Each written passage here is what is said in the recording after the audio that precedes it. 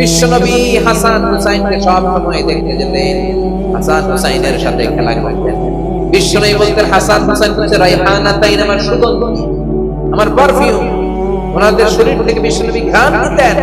হাসান হুসাইনের দেহের এমন কোন জায়গা নাই যে জায়গায় বিশ্বনবী তার ঠোঁট মোবারক দিয়ে চুমা দেয় নাই। সুবহানাল্লাহ। আবার হাসান আর হুসাইনকে আনন্দ দেওয়ার জন্য বিশ্বনবী, সব নবীদের নবী, গোটা বিশ্বের সব চাইতে সেরা মানুষরা ঘোরা হয়ে আসতে হাসান হুসাইন বিশ্বনবীর কাঁধের উপরে বসে বিশ্বনবীর চুল ধরে ঘোরা করে করে খেলত। সুবহানাল্লাহ। এই নবী ছিল। বিশ্বনবী দুর্ভিক্ষের বছর হাসান হুসাইনকে দেখতে গেল। মদিনায় খাবার নাই, পানি নাই, ছাগল আর উটের উড়ানে দুধ নাই, সবাই ক্ষুধার্ত, ক্লান্ত, শ্রান্ত, পিপাসার্ত। বিশ্বনবী যখন গেলেন মসজিদে নববীতে জোহরের নামাজে জামাত ইমামতি করে বিশ্বনবীর কন্যা ফাতেমার ঘরে গেলেন। হাসান হুসাইন শুয়ে ছিল, ছোট্ট মানুষ। নানাজির পায়ের আওয়াজ শুনে দৌড়ে এসে বিশ্বনবীকে ছাপতে ধরলেন। ও নানাজি, কত ভালোবাসি আপনাকে, আপনি আমাদেরকে কত ভালোবাসেন, গতকাল দেখতে আসেন নাই কেন? আজকে সারাদিন শেষে জোহরের পরে আমাদেরকে বুঝি দেখতে আসার সময় হলো? বিশ্বনবী বললেন, ও হাসান, রাষ্ট্রীয় কাজে ব্যস্ত ছিলাম, গতকাল দেখতে আসে নাই। তাতে কি হয়েছে? আজকে জোহরের নামাজের পরে তো দৌড়াদৌড়ি করে চলে এসেছি। হাসান এবার বিশ্বনবীর হাত ধরে বললেন, নানাজি, আপনার কাছে একটা বিচার দেব, বিচারটা ঠিক মতো করবেন কিনা আগে কমিটমেন্ট দেন। বিশ্বনবী বললেন, অবশ্যই বিচার করে দেব। ইনসাফপূর্ণ বিচার করার জন্য রব্বুল আলামিন আমাদের দুনিয়াতে পাঠিয়েছেন, আমি বিচার না করলে কে করবে? হাসান বলল, নানাজি, বিচারটা আর কারো নামে বিচার নয়, আপনার মেয়ের নামে বিচার, আপনার মেয়ে ফাতেমার নামের বিচার। বিচারটা হলো, আপনার মেয়ে আমাদেরকে খাবার দেয় না কেন? আপনার মেয়ে আমাদেরকে কিছু খেতে দেয় না কেন? গতকাল বলেছিল খাবার দিবে, বলে কি যেন রান্না করে, আসলে খাবার তো কিছু নাই। চুলার মধ্যে পাতিল দিয়ে পাতিলের মধ্যে পানি ঢেলে পানির ধোঁয়া উড়ায়, ছোট্ট দুইটা বাচ্চাকে দুধ দিয়ে ঘুম পাড়ায়। হাসান আর হুসাইন বলল, নানাজি, গতকাল আমাদেরকে বললো খাবার দিবে, ঘুমিয়ে যাও, ঘুম থেকে উঠলে খাবার দিব, ঘুমালাম। রাত্রিবেলায় খেতে খেতে খাবার চাইলাম, আপনার মেয়ে খাবার দেয় নাই। আবার বললো ঘুমিয়ে যাও, সকালে দিব, আমরা দুই ভাই ঘুমিয়ে গেলাম। সকালবেলা খাবার চাইলাম, খাবার দেয় নাই। আবার ঘুম পাড়ালো, আবার খাবার চাইলাম, খাবার দেয় নাই। আমরা তো সহ্য করতে পারি না নানাজি, আমরা ছোট্ট দুইটা মাসুম বাচ্চা, আর সহ্য হয় না ক্ষুধার জ্বালা। আপনি বিচার করেন, আপনি একটা সুরাহা করেন, আপনি আপনার নিজের মেয়ের বিচার করেন। কেন আপনার মেয়ে ফাতেমা আমাদের সাথে এমন করে? কেন ফাতেমা আমাদেরকে খাবার দেয় না? বিশ্বনবীর মুখ দিয়ে কোনো কথা বেরোয় না, ধা ধা করে শুধু বিশ্বনবীর চোখের পানি ছাড়েন। বিশ্বনবী হুসাইনকে ডেকে বললেন, ও হুসাইন, কাছে আয়। কাছে আসার পরে বিশ্বনবী ওনার সামনে এসে দুপাটা উপরে টেনে দিলেন। বিশ্বনবী হুসাইনকে ডেকে বললেন, হুসাইন রে, নজর করে দেখ, আমার পেটের মধ্যে 3টা পাথর বাঁধা। একদিন খাবার না পেয়ে তোদের দুই ভাইয়ের সহ্য হয় না, আর আমি বিশ্বনবী গত 3 দিন আমার পেটে কোনো দানা পানি পড়ে না। গত 3 দিন যাবত আমি কিছু খেতে পারি নাই রে হুসাইন। একদিনের ক্ষুধার কষ্টে তোদের যদি এত জ্বালা হয়, আমার 3 দিনের ক্ষুধার কষ্ট বেশি। আজীবন বিশ্বনবী এরকম কষ্ট করেছেন। তায়েফের ময়দানে পাথরের আঘাত খেয়েছেন, উহুদের ময়দানে দাঁত ভেঙে ঝরঝর করে রক্ত পড়েছে। শিয়াবে আবি তালেবে 3 বছর জেল কেটেছে। প্রথম বছর খেয়েছেন খাসির গোশত। প্রথম বছর শেষে আর কোনো খাসি নাই, সব খাসি শেষ। এবার খাসির চামড়া করে পানিতে ভিজিয়ে ভিজিয়ে খেতেন। তৃতীয় বছরেও চামড়া নাই। তৃতীয় বছরে গাছের পাগল ছাল এ বিশ্বনবী সহ সব লোক জীবন ধারণ করেছেন।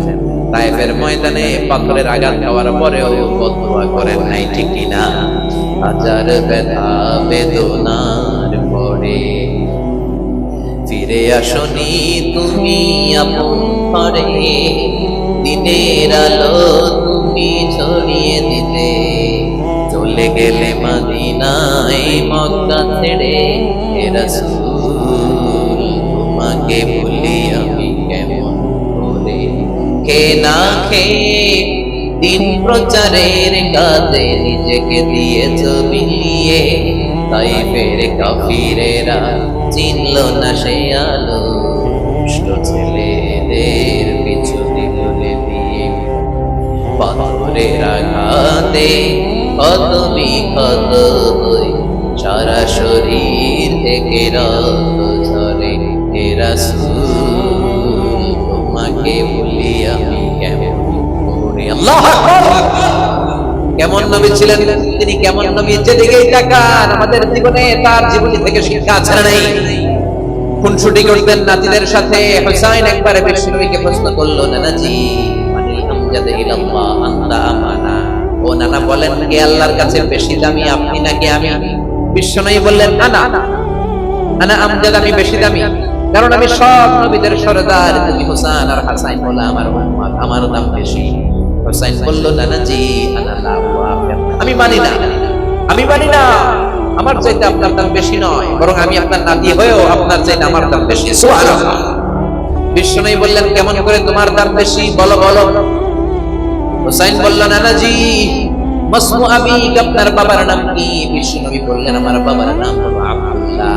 হুসাইন বলেন, খালি আব্দুল্লাহ, লাইসা ক্বাবলাহু ওয়ালা বা'দাহু শাই। খালি আব্দুল্লাহ, আপনার বাবার নামের আগে কোনো টাইটেল নাই, পরেও কোনো টাইটেল নাই। আমার আব্বার নাম আপনি জানেন নাকি? আমার আব্বার নাম হলো আলী কাররামাল্লাহু ওয়াজহা। সুবহানাল্লাহ। আপনার আব্বা, আমার বাবা হলো শেরে খোদা। দুনিয়ার সব কাফেরদের জন্য আমার বাবারে পাক বানিয়ে পাঠিয়েছে কে?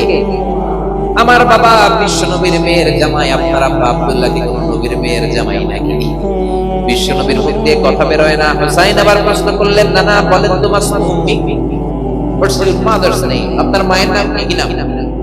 বলেন, তোরা দেখে যা আমিনা মায়ের কোলে, মধু পূর্ণিমারি শ্বেতা চাঁদ দোলে, যেন উষার কোলে রাঙা রবি দোলে। তোরা দেখে যা আমিনা মায়ের কোলে, ফুল মাখলুকে আজি ধ্বনি উঠে গেলই, কালিমা শাহাদাতের বাণী উঠে গেলই, পড়ে দুরুদ ফেরেশতা বেহেশতের কোলে। তোরা দেখে যা আমিনা মায়ের কোলে। আল্লাহু আকবার। বিশ্বনবী বললেন, হুসাইন আমার মায়ের নাম হলো আমিনা। হুসাইন বলে, আপনার মায়ের নাম আমিনা হয়েছে তো কি হয়েছে? আমার মায়ের নাম আপনি জানেন নাকি? আমার মায়ের নাম কিন্তু ফাতেমা। সুবহানাল্লাহ বলবেন না? সাইয়্যিদাতুন নিসাই আহলিল জান্নাত, জান্নাতে যত রমণীরা যাবে সবার সরদারিনী আমার মা হলো বিশ্বনবীর কলিজার টুকরা। বিশ্বনবী বলতেন, ফাতিমা তো বিদউম মিন্নি, ফাতেমা আমার কলিজার টুকরা। যে ফাতেমারে কষ্ট দেয় সেজন্য আমারে কষ্ট দেয়, যে ফাতেমারে আনন্দ দেয় সেজন্য আমি নবীরে আনন্দ দেয়। কই আপনার আম্মা আমিনা, কই আমার আম্মা ফাতেমা? এবার বলেন তো নানাজি, আপনার নানির নাম কি? কি নাম জানেন? বাররা, বাররা বিনতে আব্দুল উজ্জা। হুসাইন বলল, নানা আপনার নানির নাম বাররা তো কেউ জানে না, আমার নানির নাম জানে না এরকম কেউ নাই। আমার নানির নাম হলো খাদিজাতুল কুবরা তাহেরা, আরশের